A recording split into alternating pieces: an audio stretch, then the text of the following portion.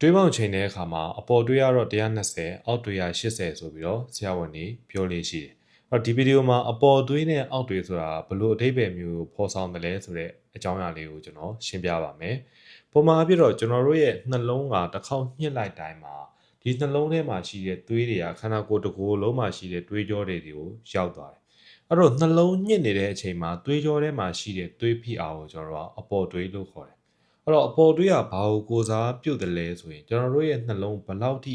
ကြမ်းကြမ်းမာမာနဲ့ညှစ်နိုင်တယ်လဲဘယ်လောက်ထိအလွတ်လုံနိုင်တယ်လဲကိုဓာတ်ရိုက်ကိုစားပြုတ်ပါတယ်။ဒါကတော့အပေါ်တွေးပါ။ပုံမှန်ဖြစ်တော့အပေါ်တွေးက120အောက်မှာရှိနေဖို့လိုတယ်။120နဲ့အထက်တက်နေရင်ဒါကတော့ကျွန်တော်သွေးတက်တယ်လို့ယူဆတယ်။အဲ့တော့130အထက်ဆိုရင်တော့ဒါ state 1 hypertension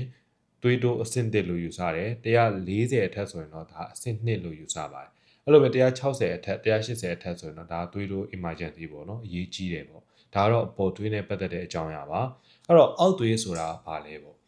ပုံမှန်အဖြစ်တော့နှလုံးကညှစ်ပြီးရင်ပြန်ပြီးတော့ relax ပြန်ဖြစ်တယ်ဆိုတဲ့ပဲညှစ်ပြီးပြန်လျှော့တယ်ပေါ့နှလုံးဒီလိုဖြေရောလိုက်တဲ့အချိန်မှာ